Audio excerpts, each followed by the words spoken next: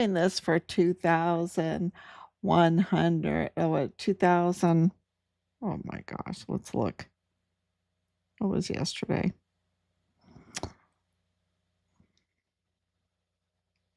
Oh, it doesn't have it on here. I don't know why it doesn't have it on here. Let's look. Yeah. I didn't label it right, but that's okay. It's okay. It's 2,216 days. I forgot to change the 5 to a 6, but that's okay. I will do that tomorrow. It's the information that gets out that counts. It's coming on.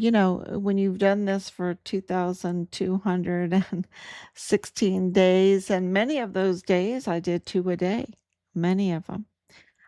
So now I'm down to 1 a day. But we're gonna get up to 2 a day again. We are. It's, really busy, a lot of information. That's why I'm coming on so late, and I appreciate everyone, um, you know, staying up to hear what's going on in Richard's case. So, 2,216 days ago, um, Richard, of course, was a whistleblower. If you don't know about our son, he was the Distinguished Honor Graduate for his cycle of basic training. What does that mean? He was number one. He was the number one in the class, and he was number one in the class in A- AIT also, Advanced Individual Training. Guide on bearer, wanted to be a CID agent. That's kind of like the FBI for the Army. And we're going to talk about that today. When he got in, he wanted to make it a career. I know that for a fact, but he went to Qatar. He was deployed to Qatar. You can say Qatar, you can say Qatar. It's the Strait of Hormuz. It's right there by Kuwait, right in that area, right by Iran. And he said, "Oh my," I don't want to say exactly what he said, but he said, "It's so bad. It's so bad." And he was referring to his chain of command, that they were absolutely criminal. And it was so bad that he decided then and there that he would just do his time and get out, that he would not make the Army a career. He had uh, been disgusted, with the chain of command, what the Army was doing. So our Army was absolutely up to no good. And and there was a lot of mutiny going on, okay? A lot of mutiny. And so he started reporting. He became a whistleblower. And, and of course, um, now we know why they were so threatened by Richard and his reports. And we know that they orchestrated a mass shooting, the Walmart mass shooting of August 3rd, 2019, to target President Trump, because this was really an internal battle with the infiltrated cartel network that are fuel thieves and traffickers. And so the false narratives, the smear campaign, first went out to President Trump, and everyone remembers how they would smear President Trump, and anything that went sideways, they would absolutely label it a white supremacist, you know, um, narrative. And we know that was absolutely fake. It's been now confirmed, all the fakeness of it. And then, of course, the COVID came in. It was absolute madness. We know that was, um, well, I've got to be careful with that. I don't want this to be more shadow banned than what it really is. But we know that it was a lot of foolery, and a lot of fake narratives, and but it was a very destructive, and it was crimes against humanity. That's what it was. Crimes against humanity, against the whole world. And that was during this time, and it made things very, very crazy and chaotic. Of course, they forcibly removed, after they smeared Richard, after they smeared President Trump, and after Glennon Oakley Jr. was found no more alive in his barracks room, uh, they absolutely targeted Richard, and wanted to create some kind of false narrative, to um, and record, and they manipulated records just like they manipulate death certificates and everything. They wanted to create a fake record. And so that's why we have a petition out right now, for Richard's record to be reviewed for at least a Purple Heart, posthumously given to him. At least that. We want the his file to be reviewed, because it's been set straight, and we want everyone to know that it's been set straight, and we want it to be documented that it's been set straight, that he's a hero, that he was reporting this criminal trafficking and child sexual exploitation and the fuel theft, and all of the crime that they were doing, and um, and that they came after him, and he put in those reports, and those reports were blocked even, and he then asked for a transfer. He asked to even go be deployed again to a front line, and he was denied. He was denied. And a code red uh, was ordered by his platoon leader, Dallas Hart, to take his life. And so they forcibly removed him. When his protection, his security detail didn't show up, they forcibly removed him from his barracks room, took him downstairs to the arms room, which is a soundproof room in a restricted area, and they took his life. And then they stole his body off of Fort Bliss and trafficked it to um, Mexico for disposal. And all of our evidence every day gets stronger and stronger. Points that his body was disposed of at Plenitude Narco Crematorium in Chihuahua, Mexico. And so we are fighting to get justice for our son, for what they did to a U.S. Army soldier, and what they did to President Trump in all of this, and our nation, because they also tampered with the election through this case. And so we also want our son's remains and full honors. Um, this is our goal, because Richard stood up against them, and it was not easy to do that. It was not easy, because they were absolutely doing everything, attacking our soldiers on the military installation, in their chain of command, where they had nowhere else to go. And he stood against them, and they were compromising the soldiers, bringing in the drugs and the alcohol and the young girls and the cameras to film it all. And Richard stood above all of that. Um, and um, and and they took his life because of that.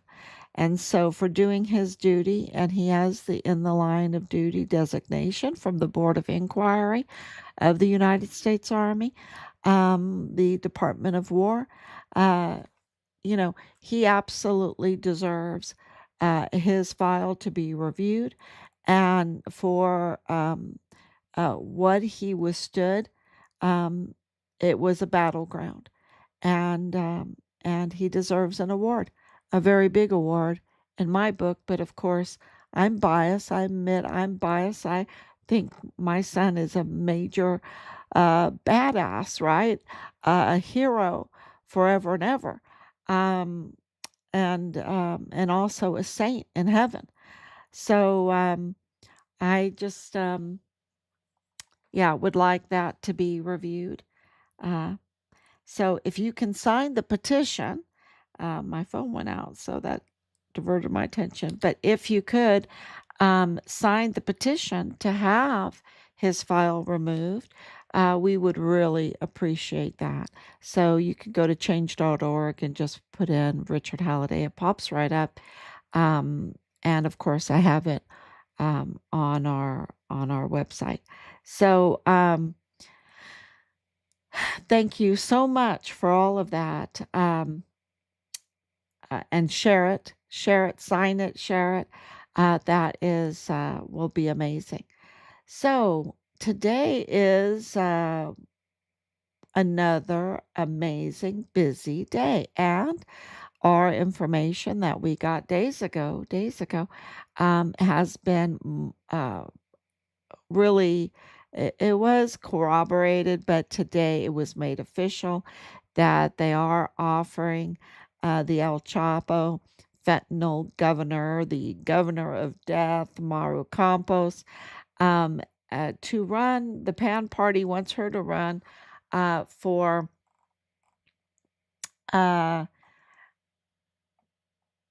the federal deputy, or I think it's a senator, but it's probably a federal deputy in 2027. And it's just her way of getting immunity. They want to give her immunity. And but she's right in the middle of federal investigations for treason. And of course, she's implicated in the cover up of our son's murder. And of course, Plenitude Crematorium, Narco Crematorium, also having foreign agents on the Chihuahuan secret payroll, also for embezzlement, also for the treasonous treaty, the uh, Torah Centella. There's just so many things. Uh, Handpicking Carlos Manuel Salas, that was criminal right there.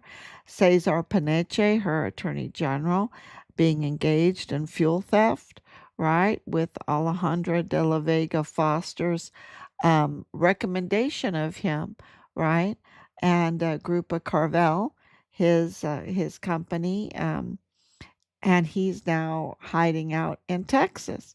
Um, so, there we can go on and on about her corruption. She's totally corrupt. The Pan Party for inviting her like that. Um, yeah, they got a lot of scrutiny for that, rightfully so. And you should have seen the faces people made. It was like, really? Oh, she's the agent of death. She is the governor of death. Why would you invite her to, to stay in the government and have immunity? Why would you want to do that? Why wouldn't you want to hold her accountable for all the crimes that she's committed? Um, and that tells you something, right? That tells you something right there. Um, so it was a very telling response. And of course, I live in South Carolina. Um, and in South Carolina, we had special elections this week for senator to take the place of Lindsey Graham. And President Trump was here before the election and was rallying for Darlene Graham Nardone to take the place of Lindsey Graham, who passed away suddenly. So Ralph, what's his name? Oh, it's so late right now. Ralph Norton, Ralph Jordan. Well, it'll come to me. Well, he was running against her, and of course, our stance is whatever Trump wants. If he is endorsing somebody, you know, he must have very good reasons. We know from all of his actions, and I'll tell you a little bit about his actions that we found out recently. Um, i- from all of his actions, he's absolutely um, working to with us to get accountability for our son, to stop the weaponization of the Department of Justice, to get our son's remains home in full honors. He's absolutely working with us for that. And so that tells you a lot, not because, and it is very personal to us, but besides being personal to us, our son is a U.S. Army soldier and a whistleblower at that. And so it goes beyond being personal to what the duty is uh, towards a U.S. Army soldier that was targeted and a code red um, issued on him for being a whistleblower, for being uncompromised, and because his record's stellar, y'all, stellar, even living in that cesspool barracks there on Fort Bliss during that time. His record is stellar. So this is, uh, you know, uh, a step forward. And politics, we know by now, is so dirty. It is just so dirty and so, oh my gosh, it's just, it's not what we have always thought, or at least for us, that it was. We always knew there was corruption, but we did not realize how dirty it is. And so, what did this election declare? It declared a mandate for President Trump uh, for whatever he wants. They see what he's doing. And because Darlene Graham Nordone, that's her name, she, you know, uh, it wasn't what I heard here in South Carolina. It wasn't like, oh, they thought she was so great or whatever, right?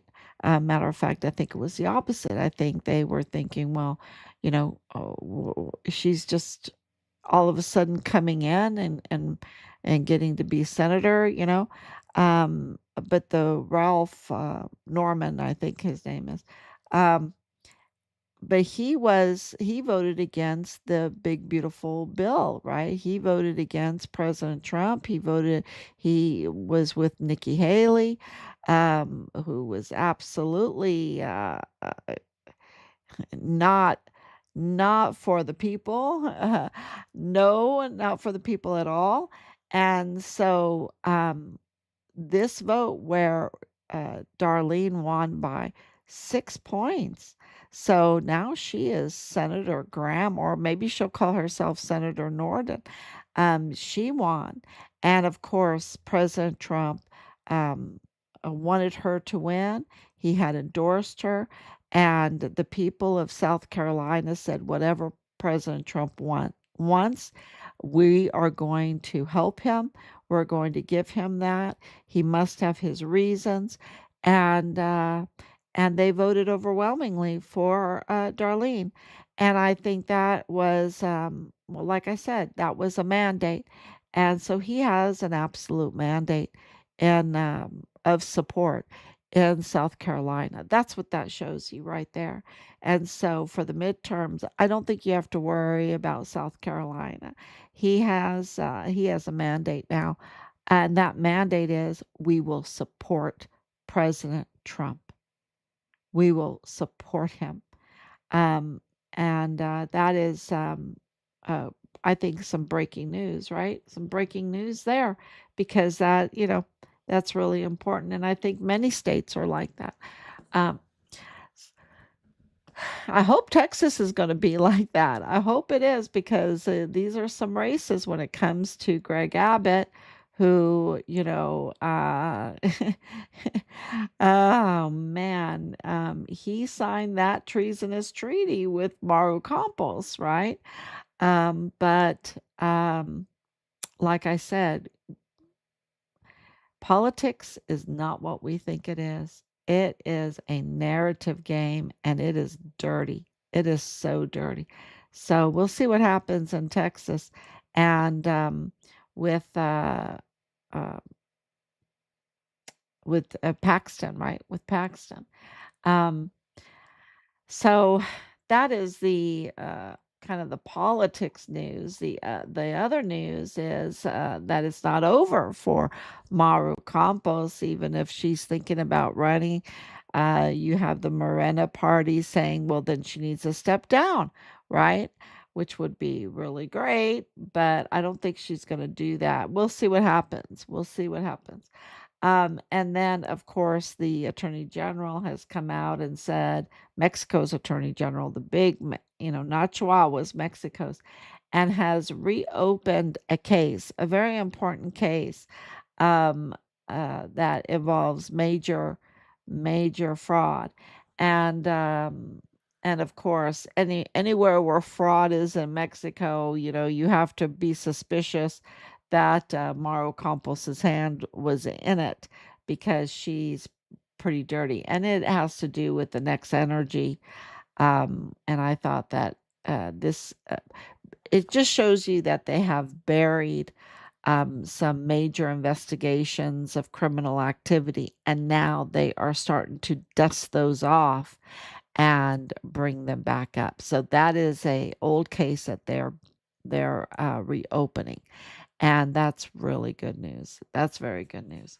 So, um, and then the other, you know, really big news that we've been going through all of the paperwork to wrap our heads around this one, but I'm trying to make it as simple as I can, and that is the dirty FBI agent John Morales. Okay, he is so dirty because he was blocking um, investigations, and there was so many investigations going on that were major, were absolutely major, and that were buried or blocked in some way. And so of course, there's a big one that is really important because it is about WESTSTAR Bank. And all these cases that I'm going to mention to you are tied to WESTSTAR Bank. And that's really important because WESTSTAR Bank is uh, um, Paul Foster and Woody Hunt and William Sanders, which is the father-in-law of Beto O'Rourke. They are, the ones that founded this WESTSTAR Bank and sit on the board. And of course, Woody Hunt's son sits on the board. And this is their bank. This is their bank. And we know that they are up to no good. We know that Paul Foster was engaged in fuel theft, that William Sanders was engaged in fuel theft. We know that the contracts on Fort Bliss are, that they were stealing all kinds of stuff off of White Sands Missile Range and Fort Bliss, and of course, from the American people. They were absolutely using, gosh, they were stealing from Pemex and from the Premium Basin and from Fort Bliss, and they're just thieves. They're just larcenists. They're just thieves, and um, they just the way they get there's three ways you can get wealth, right? You can earn it, you can inherit it, or you can steal it. And these individuals have stolen it. These are illicit gains, okay? Illicit, fraudulent, manipulated um, gains. And a lot of that is very sophisticated to not pay taxes. It's called fiscal, right? The watchical fiscal, and I would say even trafficking fiscal, and whatever they do, they don't want to pay taxes. They want to take and take and take. And then whenever they use their media to say, oh, we're philanthropists, really they're dirty. They're dirty. They'll say, oh, we're going to give to uh, some, La Nuba or whatever, or a university or something like that. But there's always a reason that they're doing that. It's not because they're benevolent, because they have goodness in their heart. I'm sorry. These people are just like orcs. They are just the worst. They are absolutely the worst. They allowed 500,000 children to be trafficked. They allowed people's organs to be taken, their babies to be taken. They allowed this plenitude crematorium. They allowed people to get fake ashes um, uh, while they were behind the scenes doing something to their loved one's body. I don't know what. They allowed the code red murder of our son. They allowed and participated in it. Okay, absolutely. With Bob Moore of El Paso Matters and all the blocking from Sylvia Brun de Firth, who sits on the board of El Paso Community Foundation, which is absolutely connected to WESTSTAR Bank. And of course, Rick Francis is also connected, and he's connected to the airport.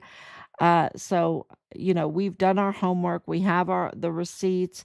These people are connected to all of the crime and the trafficking that has been going on at that border. Of course, Alejandra de la Vega Foster, with her double being an El Paso cartel operative, double agent,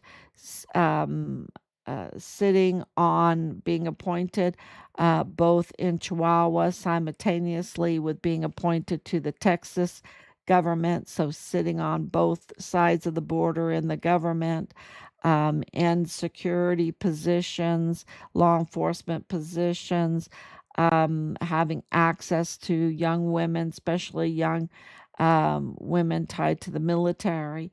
Um, you know, and having all of her gas stations and, those getting contracts that were under investigations also. And of course, she's married. Alejandra de la Vega Foster is married to Paul Foster, WESTSTAR Bank.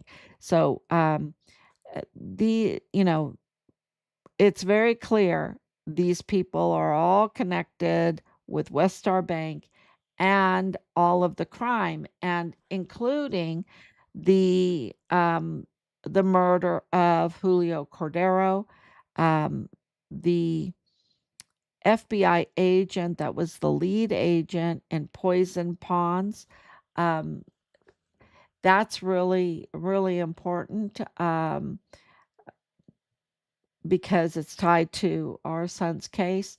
But that is connected to WESTSTAR Bank. And then, of course, the Almayo Zampada um, kidnapping, the rogue kidnapping of Almayo to Rick Francis. He runs that airport, right? Where he was brought in right there. And Santa Teresa, which is El Paso. I mean, it's New Mexico, it's El Paso. It's that border is right there.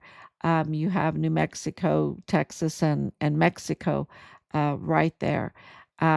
So, and that's where El Mayo came in and met by the El Paso FBI, and he was kidnapped, and there was no extradition papers, and they didn't do anything the right way, and so that is also connected to WESTSTAR Bank, and the investigation into Alejandra de la Vega Foster for um, her binational spy operation that she was engaged in. Um, absolutely, that needed to be investigated. And then, of course, the cartel tied linked election tampering interference that targeted President Trump's reelection is also tied to WESTSTAR Bank. So these were all crimes that needed to be investigated. And then there's another crime that I thought um, really needed to be brought out there. And that is that the government just seized 1,089,346.48 from WESTSTAR bank account, right? And their connections. Um, uh, and I'll talk about that tomorrow. Why this happened. This was seized by the CID, the Army Criminal Investigative Command's procurement fraud unit, right? So uh, it was the military that was violated. It was funds from theft of government property. And and I'll get into that a little bit more tomorrow about what all that was.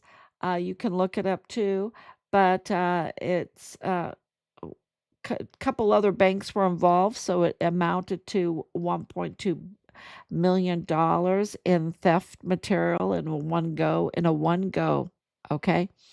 And that money, most of it went into WESTSTAR Bank, and that was seized. Okay, that was seized. And the problem with this um, is that the banks have a duty to um, look into and prevent any of these illicit funds from going into their bank. Especially if you're a border bank, it's the law. You have to absolutely make sure that the funds coming into your bank are not from criminal activities and illicit funds. So this is why WESTSTAR Bank violated that, and it was, of course, from stealing from White Sands missile range. Um, and it went into their bank account. And what's the point uh, is that the very agency that should be investigating this was blocking all of this, okay? All of these crimes, from Richard to Alejandro de la Vega Foster to the murder of Julio Cordero to the election tampering of President Trump's reelection campaign. To the illegal kidnapping of El Mayo without following international laws and paperwork and everything. It's like you're just, yeah, all that needs to be investigated because the planes and everything involved. So all of that needs to be investigated by the FBI office. And if you are a special agent in charge, if you are the one in charge of the very office that is supposed to be investigating these major crimes, and I should put in there the emergency intake center, a lot of problems with that, and the children. That they just bury and bury and bury 500,000 children being trafficked.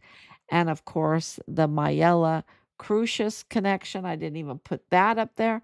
That is huge. That needs to be put up there because their El Paso family connection, the Mayela Crucius family connection to the Walmart shooter, needs to, that all that information extra information came out under John Morales, right? The SAC John Morales. And what did he do? He blocked them all, and then he went to go work for WESTSTAR Bank. Okay. The Walmart mass shooting victims funds that were held at WESTSTAR Bank, that needed to be investigated because of the fraudulent distribution of that money. Yeah. And what happens? The very person in charge of that's supposed to be investigating is blocking them and then goes and works for WESTSTAR Bank. You know, wow. Wow. It's just very, very telling. He must have not had many places to go because he's so compromised. And clearly he was compromised when he was in charge of that office because of all the investigations he blocked. And the other question is, was he counterintelligence? Right? Was he telling them all about the information that was being sent in? Was he telling the enemy what was being sent in? That would be also very interesting. So this is very criminal, very, very criminal. And so, uh, there needs to be something done. So you got to file, and absolutely, he has been officially accused of blocking these investigations. Okay, this is not just all smack, right? This is we are doers. We are doers because the system works for us. It's there for us, and we are going to use it.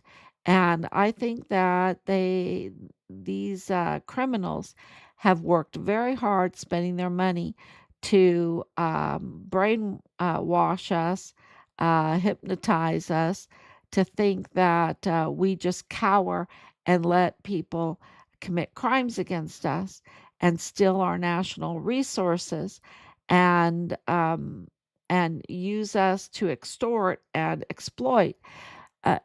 No, sorry, not here. Not here, not in this family. We absolutely have done more than talk. We are absolutely filing. And of course, we're still investigating and exposing all of this crime that they were engaged in and creating havoc, unnecessary havoc, and while exploiting and extorting from both the United States and Mexico. So that's major news there. So y'all, thank you so much. Oh, did I even put this on? I don't know if I even put this on, but I will play this one video here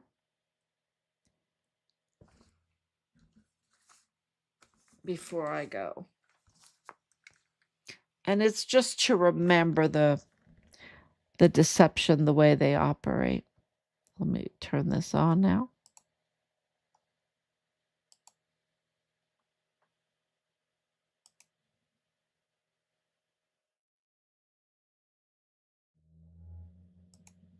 Patsy, was he just a patsy? A patsy in the Walmart mass shooting crime? Was it all a setup, fake news, a lie? They said he drove from Allentown to El Paso with a rifle in his hand. Wasn't he living in San Antonio? They said he uploaded a manifesto on 8chan with the racist brand. But he's not a racist. And then the witnesses, they saw the scene of more than one man, one in jeans, a few in black wearing masks, and some with army rifles in the mall. Applaud the media stall. Oh my, They didn't say Patsy couldn't speak until about 6 years old. They didn't say he hit himself, autistic and special ed, we didn't know. They didn't say his hands were awkward and his motor skills were slow. Patsy, was it all a ruse?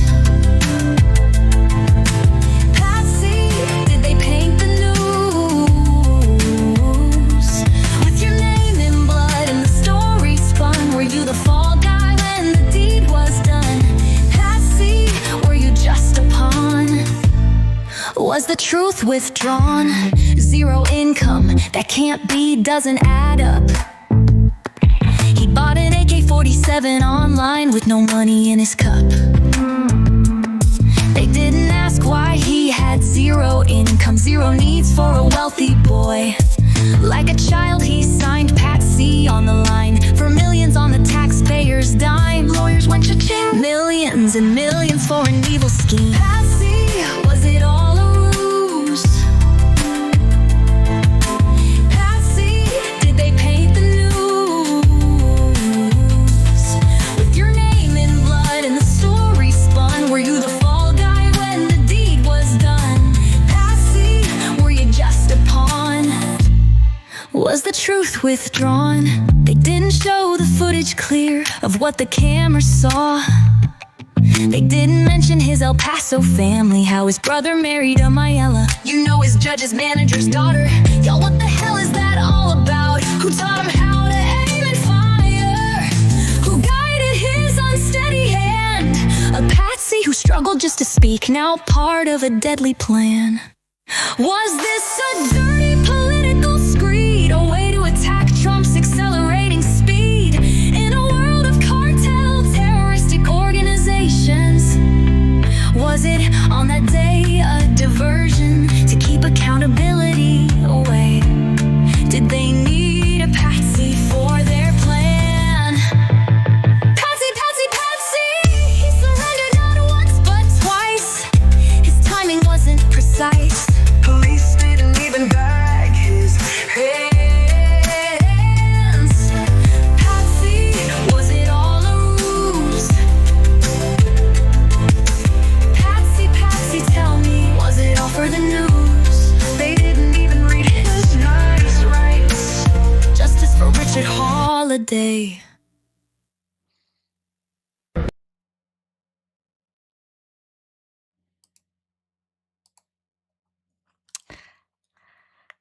I could go frame by frame on that video, and the big thing is it was orchestrated, it was fraudulent. Is Patsy innocent? No, he's not innocent. Was he a lone shooter? No, absolutely not.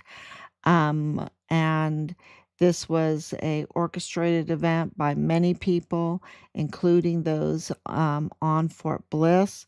And that's one of the reports that Richard absolutely was saying. A matter of fact, we have evidence that he was warning that this was being planned, that this was being orchestrated before even a shot was fired, that he knew that something was coming up like this. So, and was warning about it.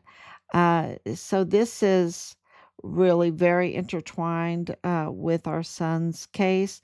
And it was absolutely a political attack against President Trump to bring, to give Beto O'Rourke a chance. He never had a chance. But Beto O'Rourke was funded by his father-in-law, William Sanders, the WESTSTAR Bank. WESTSTAR Bank. So this is why what John Morales has done, and we know that he has done, that we have the receipts of what he has done in blocking these crimes and preventing justice for the victims, and then going to work for WESTSTAR Bank is very, very revealing. And yeah, uh, you know, go out and buy some popcorn and watch what's going on, because all of this is coming out and a lot of arrests are happening, including, um, extraction or seizure of funds, illicit funds, um, in massive amounts. And Scott Bessent, the finance secretary, said so. He called it a financial D-Day, a economic D-Day, I think a financial D-Day. So, yeah, so it's happening, and the war is it's El Paso. It's all about El Paso. So, you know, um, and it is about in the justice system, right? It's about using the justice system uh, to get accountability. So, thank you so much, everyone. Please sign the petition. Please share this information.